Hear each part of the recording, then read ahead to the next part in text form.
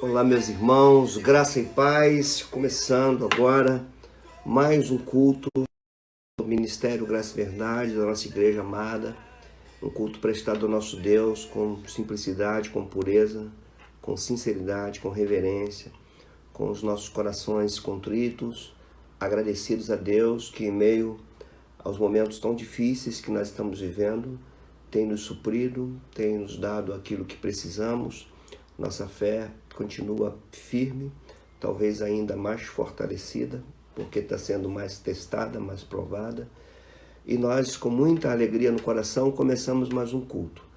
É claro que essa alegria também tem uma pontinha de saudade de nós estarmos juntos, cultuando a Deus, mas entendemos que a igreja somos nós e mais do que nunca isso está sendo muito relevante para nós. Somos a igreja do Senhor, estamos privados de estarmos no nosso lugar de culto, de adoração, mas o Senhor está nos suprindo com sua palavra, está nos suprindo também dia a dia.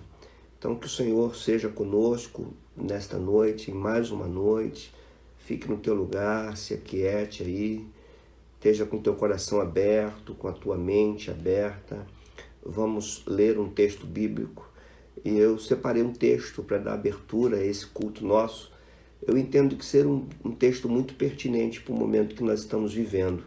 E eu queria que você abrisse a tua Bíblia no Evangelho de João, no capítulo 14. Então, abra a tua Bíblia, você que está aí sentado na tua casa, me vendo ou pela tela do celular ou pela tela da própria aparelho de televisão. Vamos ler João, capítulo 20. Vamos ler os versículos 1, 2 e 3 desse evangelho. Ou melhor, João capítulo 14, desculpa se eu falei o capítulo 20. É o capítulo 14, dos versículos 1 até o 3 somente, e já está bom para nós. O Senhor diz assim: não se turbe o vosso coração. Credes em Deus, crede também em mim. Na casa de meu pai há muitas moradas. Se assim não fora, eu vou-la teria dito, pois vou preparar-vos lugar. E quando eu for e vos preparar lugar, voltarei e vos receberei para mim mesmo, para que, onde eu estou, estejais vós também. O contexto dessa palavra aqui é um contexto de Jesus se despedindo dos seus discípulos, e algumas horas antes da agonia dele no Getsêmani, e um tempo antes dos desafios que estariam diante dos discípulos sem o seu mestre. Obviamente eles estavam com os corações conturbados, uma mistura de medo, de tristeza, talvez de expectativas que não seriam cumpridas. E Jesus então tira o foco do sofrimento dele e ministra ao coração daqueles discípulos, trazendo serenidade, paz, confiança, segurança, sem negar a realidade que estava à sua volta. Então essas palavras iniciais, elas são muito importantes para nós, porque nós vivemos também um tempo em que estamos nas nossas casas, a gente fica amedrontados com as notícias, alguns acertadamente estão fechando os ouvidos para as notícias, mas no meio disso tudo, nós precisamos aprender com essas palavras de Jesus, a tirar o nosso olhar, tirar o foco do medo, da tristeza, da expectativa ruim e ter o nosso coração ministrado pela palavra dele, que traz consolo. Aqui a palavra é muito significativa porque Jesus fala que está indo e que viria voltar para levá-los para que aonde ele estivesse, seus discípulos também estivessem com ele. Isso nos faz entender, então, no início desse culto, que um princípio bíblico para superarmos o medo e a tristeza é sermos confortados com a palavra de esperança, de que o Senhor tem governo de tudo e que aconteça o que acontecer, o Senhor triunfará sobre tudo e nós estaremos com ele para sempre. Então eu queria que você tivesse teu coração confortado agora, e que a palavra de Deus possa estar ministrando ao teu coração, que essas palavras de Jesus possam estar ecoando agora também na nossa mente, no nosso coração. Você que está me ouvindo, não sei como é que você passou a sua semana, mas a minha palavra inicial para você é: não turbe o teu coração. Creia em Deus, creia no Senhor Jesus, creia na obra dele, creia na redenção, creia na promessa dele. Apegue-se à promessa dele, sustente-se por aquilo que ele falou, por aquilo que ele fez, por aquilo que ele prometeu. E é isso que vai nos sustentar. Guarda, quieta teu coração. Você que tem andado triste, você que tem andado apreensivo, você que por alguma razão o medo está tomando conta da tua mente, do teu coração, que o Senhor possa ministrar aonde você está agora, trazendo a você paz, trazendo a você quietude, uma segurança. E como dizia Paulo, escrevendo sua carta, ele diz que a paz que excede todo entendimento é essa paz que guarda o nosso coração e as nossas mentes também em Cristo Jesus. Vamos ter uma palavra de oração agora, em cima dessa abertura, e depois eu queria convidar você, como se estivesse na igreja, a louvar o Senhor.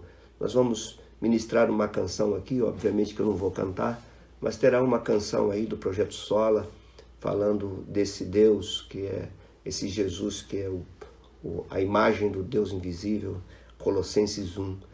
Feche teus olhos onde você estiver, que Deus abençoe esse culto que nós passaremos. Senhor Deus, nós te louvamos, porque em meio aos corações turbados, em meio às realidades amedrontadoras, em meio àquilo que tenta fazer o nosso coração se entristecer, nós temos tuas promessas, temos tua palavra, temos a presença do teu Espírito, que nos consola, que nos conforta, que nos guia a toda a verdade, que nos lembra das tuas promessas, e por isso nós passamos, Senhor. Passamos pelas dificuldades, porque somos a tua referência sobre a terra. Tu nos chamaste de luz, tu nos chamaste de sal, e assim nós queremos ser. Embora possamos passar por tribulações, mas seremos consolados por ti. E esse consolo que vem de ti também nos levará a consolar aqueles que não têm esperança. Senhor, abençoa esse momento de culto, porque ele é puro, ele é singelo. Nós não estamos aqui fiados nas nossas capacidades, mas na dependência do teu Espírito. As palavras que daqui sairão, Senhor, elas são palavras extraídas da tua Escritura Sagrada, mas se elas não forem endossadas pelo teu Espírito, aplicadas por ele, nós estaremos aqui apenas discursando. Então nós te pedimos, ainda que estejamos separados, ainda que meus irmãos estejam nas suas casas e eu aqui da minha casa gravando isso, ainda que isso nos separe, Senhor, que de alguma forma aqui não precisa a gente entender, não precisa tu nos explicar, que de alguma forma nós possamos sentir que somos um só Espírito, que estamos unidos numa só fé, com uma só alma e lutando juntos pela fé que de uma vez por todas foi entregue aos santos. Suplicamos tua bênção sobre esse culto e te pedimos singelamente que tu possas receber esse culto feito e dado, entregue de corações contritos, de corações sinceros, puros, gente como eu e meus irmãos, que reconhecemos nossas limitações, mas também reconhecemos a tua grandeza, Senhor. Te pedimos perdão pelos nossos erros, perdão se não correspondemos àquilo que tu desejas nesse momento de pressão, de luta, mas também nós sabemos que tu conheces o nosso interior e sabes que nós te amamos, que queremos, Senhor, te servir por toda a nossa vida. Abençoa-nos, Santo Deus, nós te suplicamos em nome de Jesus. Amém. Queria lhes comunicar algumas coisas muito importantes para a nossa igreja e para aquilo que nós estamos fazendo nesse tempo de quarentena. Então, eu queria que você lembrasse, se você puder aí, registrar essas comunicações, ou melhor, esses comunicados que são importantes para a nossa igreja, para nos preservar informados acerca da nossa caminhada nesse tempo que estamos distantes.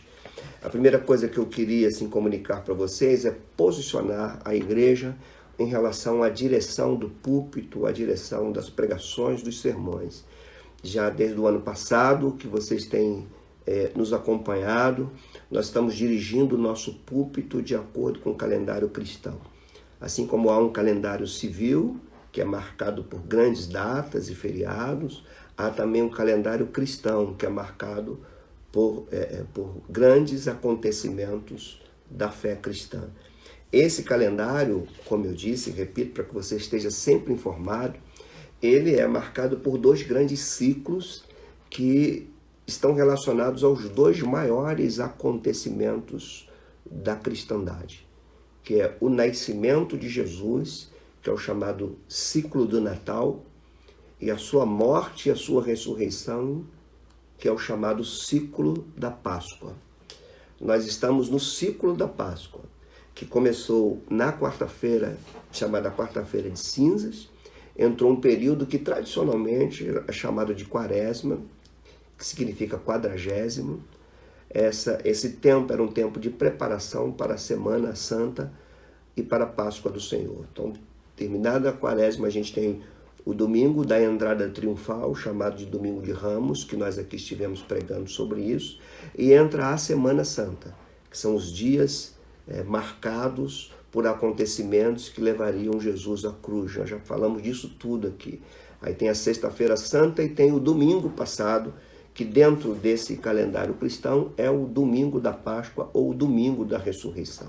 Depois desse domingo da Páscoa, que foi domingo passado, seguem-se alguns domingos, basicamente 6 domingos, que são chamados domingos da Páscoa e que eu prefiro chamar de domingos da ressurreição. Isso vai até o último domingo desse ciclo da Páscoa, que é quando a gente lembra do derramamento do Espírito sobre a igreja, é o domingo do Pentecoste. Terminando esse ciclo da Páscoa todo, aí a gente começa mais um tempo comum que se estende até o início do Advento, que é o ciclo do Natal. Então, nós estamos seguros de como estamos conduzindo a igreja e pregando palavras. A ideia disso é sempre entender que a nossa vida gira em torno daquilo que Jesus fez. E nós precisamos entender como cristãos que esses acontecimentos são extremamente significativos para a nossa vida e nós, diferentes de qualquer pessoa que não conhece a obra de Jesus Cristo, nós precisamos então nos relacionar com essas grandes datas como cristãos que somos. E para isso, nós estamos aqui dirigindo a Escritura, dirigindo a palavra para a tua vida. Então, daqui por diante, até o último domingo dos domingos da ressurreição, dos domingos da Páscoa, nós estaremos, então, a cada domingo pregando um sermão pertinente a este período. Esse período corresponde, basicamente, ao período que Jesus ficou entre a sua ressurreição até a sua ascensão. E depois, o último domingo, é o derramamento do Espírito, e quando a igreja, então, é capacitada para cumprir sua missão. Então, nesses domingos, hoje e os próximos, nós vamos estar refletindo sobre esses domingos da ressurreição, está abordando temas que estão relacionados aos 40 dias que Jesus passou entre os seus discípulos. Eu vou pedir que você abra a tua Bíblia aí onde você estiver. Nós vamos ler Atos, livro dos Atos dos Apóstolos, capítulo 1. Vamos ler do versículo 1 até o versículo 11. Esperar que você abra aí a tua Bíblia, como você sempre faz.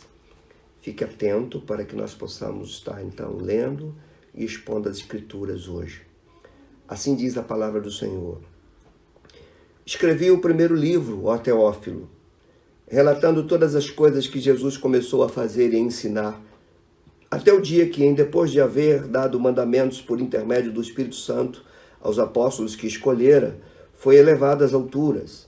A estes também, depois de ter padecido, se apresentou vivo com muitas provas incontestáveis, aparecendo-lhes durante 40 dias e falando das coisas concernentes ao reino de Deus. E comendo com eles, determinou-lhes que não se ausentassem de Jerusalém, mas que esperassem a promessa do Pai, a qual, disse ele, de mim ouvistes. Porque João, na verdade, vos batizou com água, mas vós sereis batizados com o Espírito Santo não muitos depois destes dias. Então os que estavam reunidos lhe perguntaram, Senhor, este será o tempo em que tu restauras o reino de Israel? Respondeu-lhes, não vos compete conhecer tempos e épocas que o Pai reservou pela sua exclusiva autoridade, mas recebereis poder ao descer sobre vós o Espírito Santo e sereis minhas testemunhas, tanto em Jerusalém como em toda a Judéia e Samaria, até os confins da terra. Ditas estas palavras, foi Jesus elevado às alturas, à vista deles, e uma nuvem que encobriu dos seus olhos, estando eles com os olhos fitos no céu, enquanto Jesus subia, eis que 2 varões vestidos de branco se puseram ao lado deles e lhes disseram: varões galileus, por que estáis olhando para as alturas? Este Jesus que dentre vós foi assunto ao céu, virá de modo como vistes subir. Santo Deus, diante da tua palavra nós estamos, o nosso coração está aberto para ela, Senhor. Nós reconhecemos que não seríamos dignos de termos acesso a ela, se não fosse a obra de Jesus Cristo e o testemunho interno do teu Espírito no nosso coração. Declaramos nossa total dependência de ti, tanto para pregar a tua palavra, como para entendê-la e, sobretudo, para aplicá-la em nossas vidas. Nossa dependência total, Senhor. Reconhecemos, como diz a tua própria palavra, que nós não somos capazes sequer de pensar alguma coisa como se partisse de nós, porque a nossa suficiência vem de ti, ó Deus Santo. Neste momento eu oro por mim, que estarei transmitindo a tua palavra. Oro pelos meus irmãos que estarão ouvindo e recebendo esta palavra. Mas submetemos tudo isso à força, à presença, à soberania do teu Espírito Santo, que é Deus conosco. A ti seja a glória, hoje e sempre. Amém. Meus irmãos, embora eu tenha lido esses 11 versículos, e por que eu li esses 11 versículos? Esses 11 versículos, eles fazem uma espécie de síntese de 40 dias de Jesus aqui, desde a sua ressurreição até a sua ascensão. Esses 40 dias são extremamente importantes para nós, num tempo em que nós vivemos, no período pós-Páscoa, ou nos domingos da ressurreição, nos domingos da Páscoa. Somos chamados a refletir naquilo que ele fez, naquilo que ele ensinou, naquilo que ele deixou para nós, depois de ressuscitado, ainda andando com eles. Então esse texto, embora eu tenha usado todo esse texto, eu quero hoje me deter apenas nos 3 primeiros versículos. E além do mais, nesses 3 primeiros versículos eu quero me deter apenas um tópico importante aqui dele. Mas antes disso, nós precisamos compreender a obra de Lucas, que é o autor do livro dos Atos dos Apóstolos. É muito bom você entender, Lucas não andou com Jesus, Lucas não era um judeu, Lucas era um grego, um médico, que fazia parte da equipe apostólica de Paulo, e ele escreve a alguém importante dentro do Império Romano, que no Evangelho de Lucas ele chama de Teófilo, e o chama de excelentíssimo, nos dando a entender, então, que não era uma pessoa comum, era uma pessoa de grande reconhecimento dentro de Roma, dentro do Império Romano. E Lucas escreve, então, uma obra dividida em 2 partes. Nós poderíamos chamar, por exemplo, o livro de Atos dos Apóstolos de Evangelho de Lucas, parte 2, porque é como se fosse o 2º volume de uma obra que começa com o Evangelho de Lucas. Quando você abre os primeiros versículos do Evangelho de Lucas, você vai ver que Lucas está destinando o seu texto para Teófilo e diz a própria palavra que ele escreve isso para fortalecer a fé desse convertido, para confirmar as coisas que ele havia sido instruídas. Então, nós estamos diante de um texto precioso para nós, de uma obra preciosa para nós. Lucas está escrevendo para Teófilo, para fortalecer a sua fé, e o texto que nós lemos nos 3 primeiros versículos, ele diz que vai estar relatando em Lucas, ele diz, escrevi o primeiro livro, se referindo ao Evangelho, que tem o seu nome, o Evangelho de Lucas, e ele diz que nesse primeiro livro ele escreveu as coisas que Jesus começou a fazer e a ensinar. Obviamente que o livro que agora é aberto para nós com esses versículos é o que vai dar continuidade ao que Jesus fez e ensinou. Em Lucas, nós temos Jesus presente, sua vida, com eles em vida até a sua morte e a sua ressurreição. No livro de Atos, nós temos Jesus presente, mas ressuscitado. Lucas, Jesus antes da ressurreição. Atos, Jesus depois da ressurreição. Lucas, Jesus preparando a sua igreja. Atos, a igreja formada, pronta para sua missão, recebendo suas últimas instruções dele que venceu a morte e que estava no meio deles. Duas coisas me chamam a atenção nesses 3 primeiros versículos que eu li e vou reler para vocês. Só os 3 primeiros versículos de Lucas 1. Escrevi o primeiro livro, ó Teófilo, já mencionamos isso, relatando todas as coisas que Jesus começou a fazer e a ensinar até o dia em que, depois de haver dado mandamentos por intermédio do Espírito Santo aos apóstolos que escolhera, foi elevado às alturas. Destes também, depois de ter padecido, se apresentou vivo, com muitas provas incontestáveis, aparecendo-lhes durante 40 dias. Aqui nós temos detalhes preciosos. É a única porção da Escritura que relata os dias que Jesus passou depois de ressuscitado. Mas esse texto tem 2 pontos chaves. Uma delas, Lucas está escrevendo para mostrar que Jesus, depois de ressuscitado, estava no meio dos seus discípulos. Segundo, nesses 3 primeiros versículos, Lucas também está fazendo questão de registrar o propósito de Jesus estar no meio dos seus discípulos. Dá a esses discípulos mandamentos pelo Espírito Santo e ensinar a esses discípulos coisas concernentes ao seu reino. Esses 2 pontos são importantes demais para nós.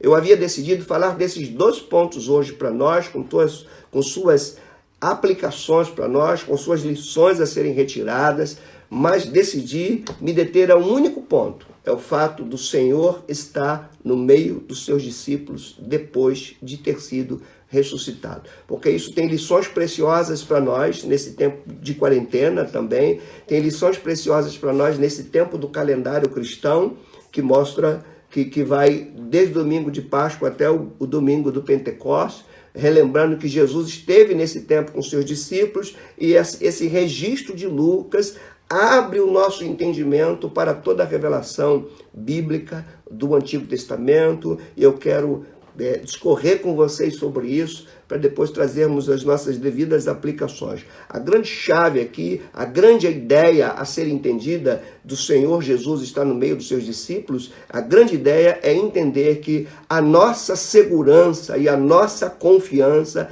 está exatamente na certeza que o Senhor está no meio do seu povo.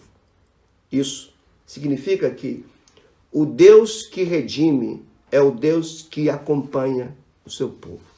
Isso aqui vai abrir o nosso entendimento quando nós olharmos essa verdade, esse princípio, lá no Antigo Testamento. E que agora, dentro dessas palavras de Lucas, vem resgatando para nós significados importantíssimos para os nossos dias, porque a segurança nossa não está em algo que está fora. A segurança nossa está na presença do Senhor dentro, junto com o seu povo. Isso nos faz entender alguns princípios importantíssimos para a nossa vida e que também, de certa forma, esses princípios vão nos confrontar, vão também nos levar a nos indagar se nós entendemos esses princípios a ponto de corresponder a eles ou se isso faz apenas parte do nosso imaginário teológico. O primeiro ponto é que a presença do Senhor no nosso meio é a garantia que ele está em aliança com o seu povo. Aqui um ponto interessante dentro da teologia bíblica. Deus determinou se relacionar com o seu povo por meio de uma aliança. É por meio da aliança que ele se relaciona, e o fato dele estar presente é porque ele está aliançado. É porque ele está em aliança e ele é fiel a esta aliança, e isso nós precisamos entender de uma forma mais ampla, porque tem implicações severas e importantes para as nossas vidas. Nós precisamos lembrar nesse momento, fazer uma comparação, ainda que rápida, da libertação do povo lá do Egito e da redenção vinda da cruz. Quando o Senhor redime o povo do Egito, quando o Senhor liberta o povo do Egito, que é quando o Senhor passa por cima, A Páscoa daquele povo que nós vimos na semana passada era o Senhor libertando aquele povo, tirando das garras do Egito. Aquele povo sai de dentro de um sistema e é levado agora para um deserto para ser educado. Quando Deus traz esse povo resgatado, Deus se manifesta àquele povo. E quando você lê Êxodo 20, por exemplo, nos versos 1 e 2, você vai ver algo que precisa ser entendido à luz daquilo que Lucas está falando, de Jesus estar com seus discípulos durante 40 dias. Porque quando o Senhor coloca aquele povo no deserto, que atravessa o Mar Vermelho, que estabelece a libertação por completa, ele se apresenta e diz: eu sou o Senhor teu Deus, que te tirei da terra do Egito, da casa da servidão. Então ele se apresenta para aquele povo dizendo quem ele é, dizendo o que ele fez e mostrando que estava com aquele povo. Isso é importante para a gente entender o contexto, porque Israel estaria ali num deserto, estaria sendo produzida, sendo formada uma nação dentro do deserto. Ali havia inimigos, outros povos, havia perigos de tudo quanto é tipo. Aquele povo ainda recém-escravo, despreparado, gente que não tinha habilidade de guerra, não tinha habilidade, não tinha força contra os seus inimigos, mas o Senhor falou: eu estou com vocês, eu tirei vocês de lá e eu estou com vocês aqui. Isso, assim como o Senhor libertou o povo de Israel e se apresentou para eles no deserto, assim também Jesus nos redimiu na cruz e se apresentou para os seus discípulos durante 40 dias. Esses textos estão conectados. Isso é a revelação bíblica se estendendo. Isso é o Antigo Testamento apontando para o Novo. Isto é a sombra apontando para a realidade. Isto é a realidade dando significado à sombra. Nós precisamos entender isso. O povo que é liberto não é abandonado. O povo que foi liberto tem a presença do seu libertador no meio. E a nossa segurança está exatamente nisso, porque a segurança daqueles ex-escravos do Egito, a segurança deles não estava nas suas habilidades, até porque eles não a tinham. A segurança deles também não estava na sua força bélica, porque eles também não tinham. A segurança deles não estava nos seus inimigos serem frágeis, porque os inimigos deles eram fortes. A segurança deles estava que o Senhor que o libertou do Egito estava presente com ele no deserto, e o Jesus que nos libertou da cruz está presente conosco aqui. Ele disse: eu estarei com vocês, não abandonarei, estarei até a consumação do século. Então a garantia nossa é esta, irmãos. A nossa garantia não é vir uma notícia boa. A nossa garantia não é que lá fora as coisas mudem. A nossa garantia é que aqui dentro tem alguém que nos sustenta, tem alguém que nos conduz, tem alguém que nos salvou, mas que não nos abandonou, está conosco. Agora tem um ponto importante. Qual era o grande sinal de que Deus estava em aliança com aquele povo, estava presente no meio deles? O sinal lá era o tabernáculo. O tabernáculo, irmãos, ele era montado exatamente no centro, no meio. Ao norte ficava 3 tribos, ao sul ficavam 3 tribos, ao leste 3 tribos, ao oeste 3 tribos. O tabernáculo estava no meio. O que significa isso? Deus estava no meio daquele povo e isso era garantia. Tabernáculo era a garantia de que Deus estava com eles. Ali eles cultuavam. Ali era a garantia deles contra os seus inimigos, que eram mais ferozes do que ele, mais poderosos do que eles, mais capazes do que aquele povo. Mas a presença daquele Deus ali no meio deles também era a garantia que vinha maná todo dia para eles, que não faltaria nada a eles, que Deus estava presente no meio deles, assim como o nosso Senhor está presente no nosso meio e nada nos faltará, porque o Senhor é o nosso pastor. Esses 40 dias são significativos. O sinal da presença de Deus era o tabernáculo. O tabernáculo é a garantia que Deus estava no meio deles. Passa-se um tempo no Testamento e aquele povo que saiu do deserto, que estava num tabernáculo móvel, eles entram numa terra, depois eles conquistam nações ali, e Davi depois conquista uma cidade chamada Jerusalém, e em Jerusalém, no monte chamado Sião, ele constrói um templo, ou melhor, ele prepara aquilo para que o seu filho construísse um templo, e ali Deus, que habitava num tabernáculo no deserto, agora habita no templo, dentro da monarquia de Israel, e ali de novo nós vamos ver que em volta de Israel tinha potências, tinha nações poderosas, exércitos poderosos, o Egito, a Assíria. Israel estava no meio deles, e Israel prosperou no meio desses povos todos. Por quê? Porque no templo tinha um lugar chamado Santo dos Santos, como tinha no tabernáculo, e lá a presença de Deus era a garantia daquele povo no meio dos adversários, no meio dos medos. Deus estava no meio do seu povo. Aquele povo depois é levado cativo. Esse templo foi destruído, foi levado à ruína. Aquele povo foi para a Babilônia. Depois da Babilônia, eles ficaram na mão dos persas. Mas ali, onde parecia que Deus havia abandonado aquele povo, Deus dá uma visão de Ezequiel, mostrando um templo eterno, espiritual, lembrando para aquele povo no meio do cativeiro, que Deus não o abandonara, que Deus estaria ali, que a história não tinha acabado, que a história estava sendo dada continuidade. A Babilônia não foi capaz de destruir o povo de Deus, a Pérsia não foi capaz de destruir o povo de Deus. Eles voltaram para sua terra, construíram outra vez o templo. A glória daquele templo, o Senhor disse, vai ser maior do que a primeira, lembrando, obviamente, de um templo maior que viria. E eu quero que você entenda isso nessa narrativa de Lucas.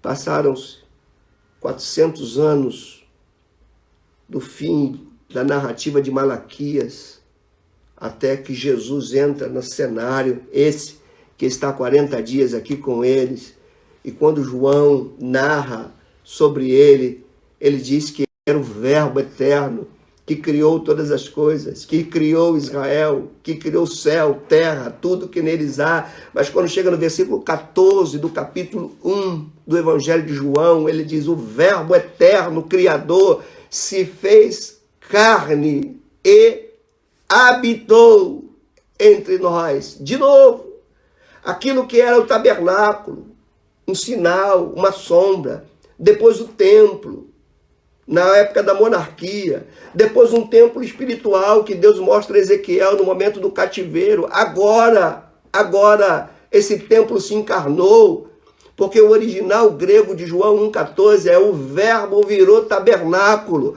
o verbo tabernaculou.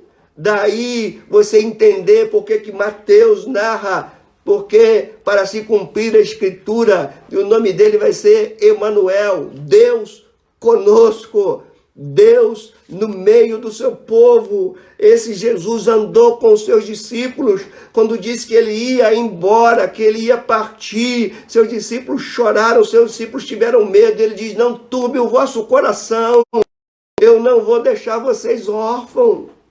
E agora, depois de ressuscitado, ele está 40 dias com os seus discípulos, ratificando a ideia de que ele está no nosso meio, que ele não desampara aqueles que ele redimiu. E a igreja? A igreja é o tabernáculo, a igreja é o santuário do Deus Altíssimo, a igreja é o santuário do Espírito. Pedro nos chama de pedras que vivem, que devem se chegar para a pedra principal, porque Deus está neste mundo por meio da sua igreja. O Senhor está no meio do seu povo, o Senhor está no nosso meio. Então são coisas, irmãos, que quando a gente lê aqui esses versículos, talvez a gente só consiga entender a amplitude dessas verdades quando olhamos para o Antigo Testamento. Então, quando Lucas fala que Jesus esteve 40 dias com seus discípulos, o Espírito Santo está nos mostrando o que isso significa. Significa que Deus está no nosso meio. Significa que Deus não desampara aqueles que ele redimiu. Significa que o Senhor estará com eles para sempre. Significa que isso é a segurança do seu povo. Agora entra para o contexto de Lucas. Aqueles discípulos acuados, com medo, Jesus no meio deles, e ele fica ali instruindo os seus discípulos, eles estão seguros.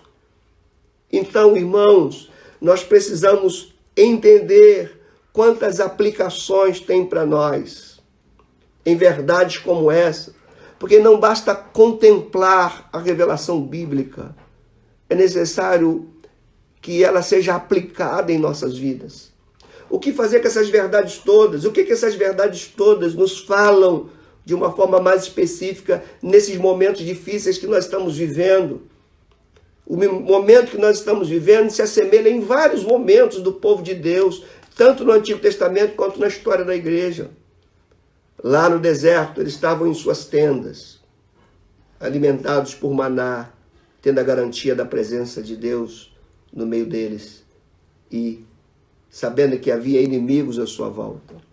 Quando o templo é construído, quando a monarquia é instalada, quando exércitos poderosos poderiam amedrontar Israel, lá estava o templo, Deus no meio deles. Você deve lembrar agora o poema do Salmo 46, que talvez para nós seja importante demais aqui. Qual é o sentido do poema do Salmo 46, quando ele diz: Deus é o nosso refúgio e fortaleza, socorro bem presente nas tribulações. Portanto, isso dizia o poeta, dizia o salmista, dizia o cantor, dizia, portanto, não temeremos, ainda que a terra se transtorne, e ela se transtorna, ainda que os montes se abalem, e eles se abalem no seio dos mares, ainda que as águas tumultuem, ainda que haja catástrofes climáticas no nosso meio.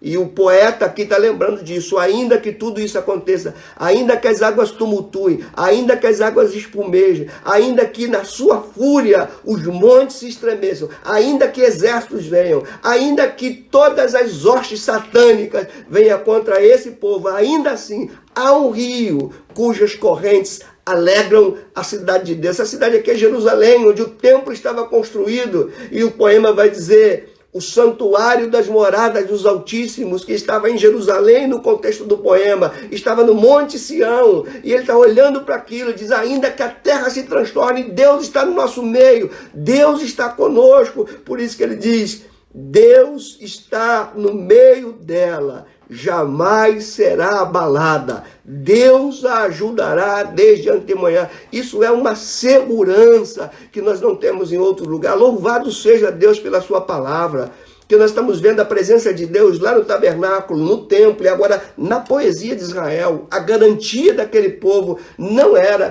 que os mares iam deixar de espumar, que a terra ia deixar de tremer, que os inimigos iam deixar de atacar. A segurança deles é que há um rio cujas correntes alegram a cidade de Deus, e Deus está no meio dessa cidade.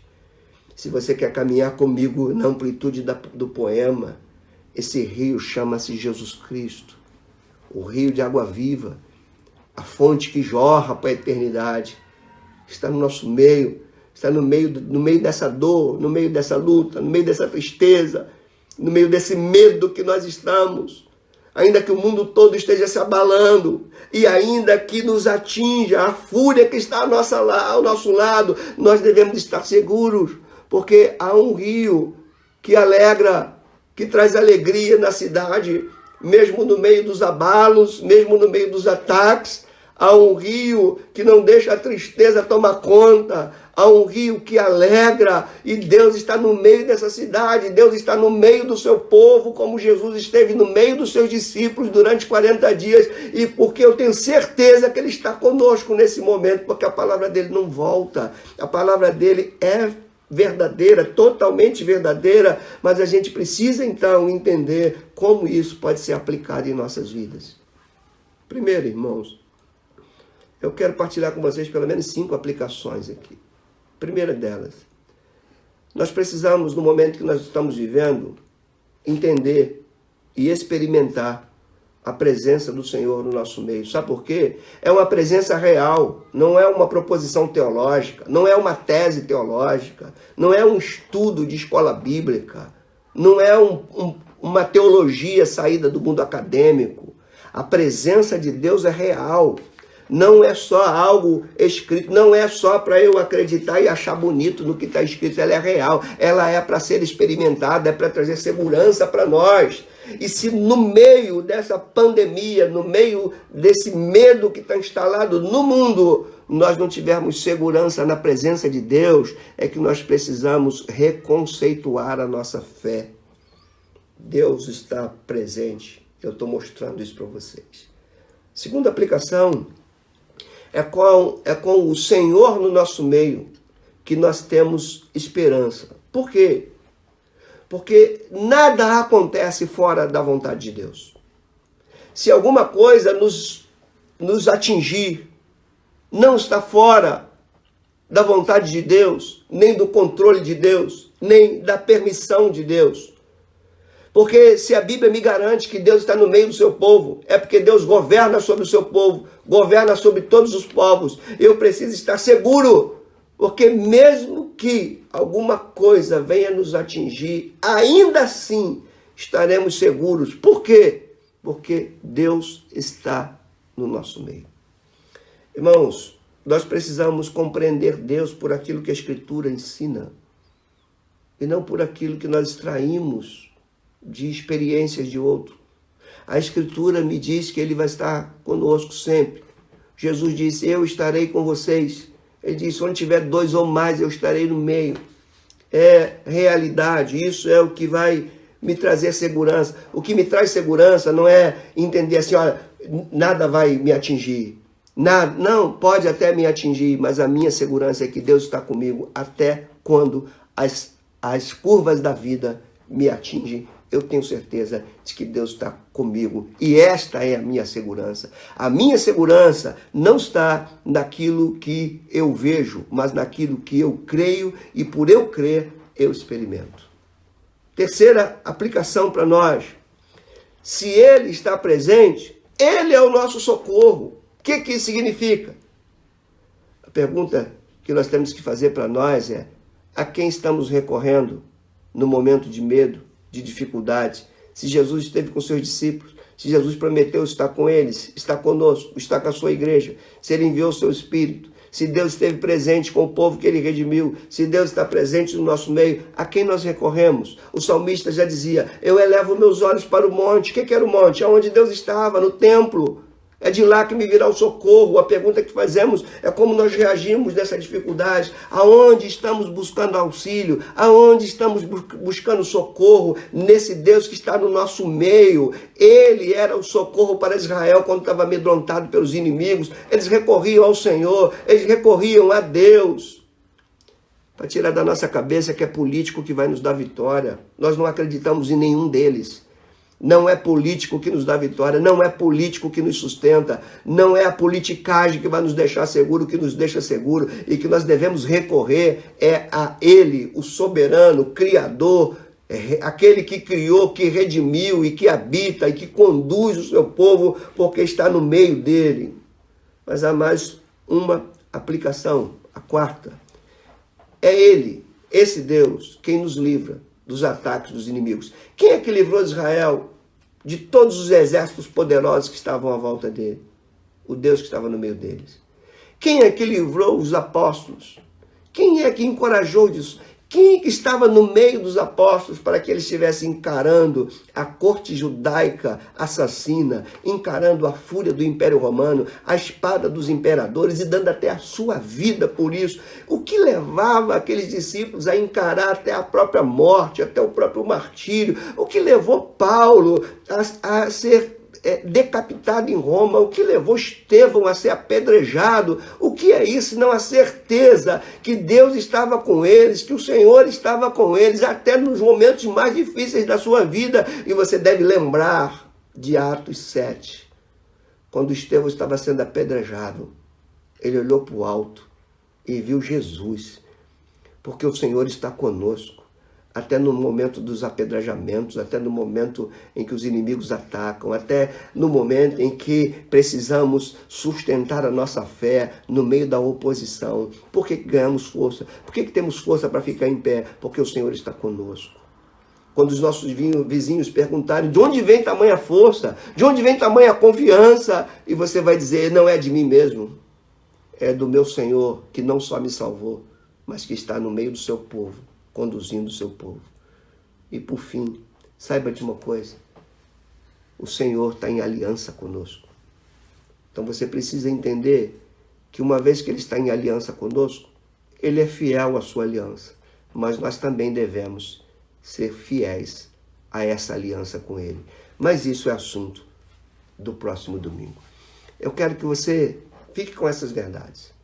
A grande segurança nossa é Deus estar no nosso meio. E isso está comprovado. O Senhor está no nosso meio. E o texto de Lucas lança luz a essa verdade. Lucas fala, ele ficou 40 dias depois de ressuscitado, junto com seus discípulos, andando com seus discípulos, guardando os seus discípulos. Isso era só uma alusão a uma realidade perene. O Senhor sempre estará com o povo que Ele redimiu. Nós vimos hoje que isso se tornou presente e vivo quando Deus liberta Israel do Egito e quando se apresenta para eles dizendo, vocês não estão só, eu sou o Deus que tirou vocês do Egito. Eu sou o Senhor teu Deus e eu estarei no vosso meio. Constrói um tabernáculo, que eu quero estar no meio de vocês, bem no centro de vocês. O tabernáculo é móvel, mas um dia o templo foi fixo, em cima de um monte, e eles diziam, é de lá que nos vem o socorro.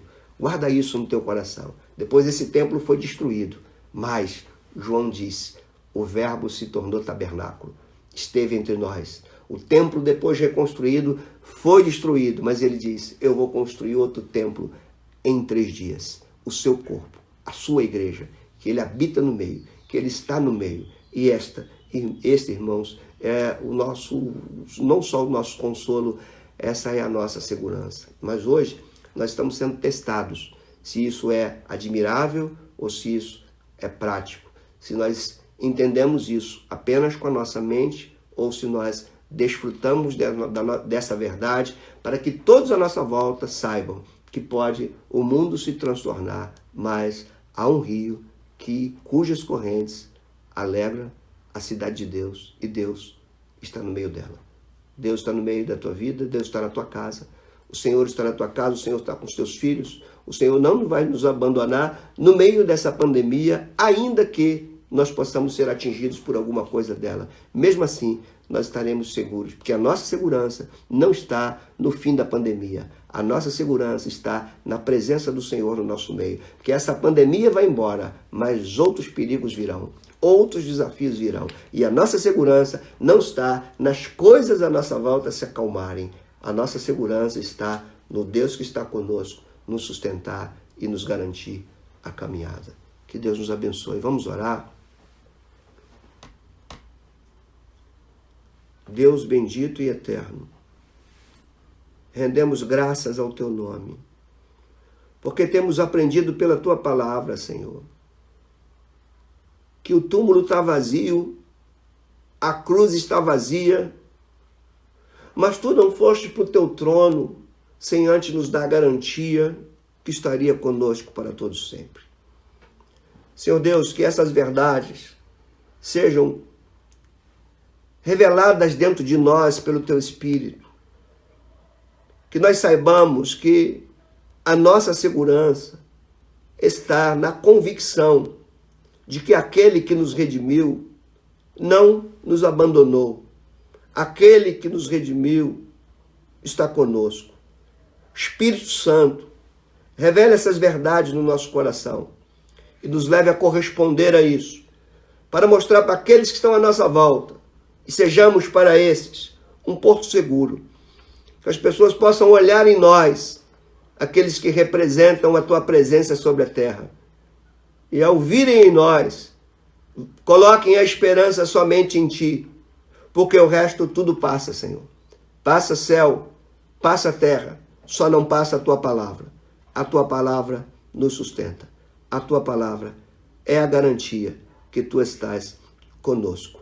E isso, Senhor, não é uma verdade só que assentamos na nossa mente. É uma verdade que experimentamos na nossa caminhada. O único povo cujo seu Deus está no meio deles, habitando, caminhando junto com eles. Guarda meus irmãos, guarda, Senhor, cada família, cada casa, cada pai de família, cada chefe de família, saiba trazer segurança ao seu filho, dizendo: o Senhor está no meio do seu povo. Que o Senhor esteja nos abençoando, Deus, te suplicamos pela tua bênção, pelo teu suprimento, e que essa verdade seja aplicada em nossas vidas pela força do teu Espírito, em nome de Jesus. Amém.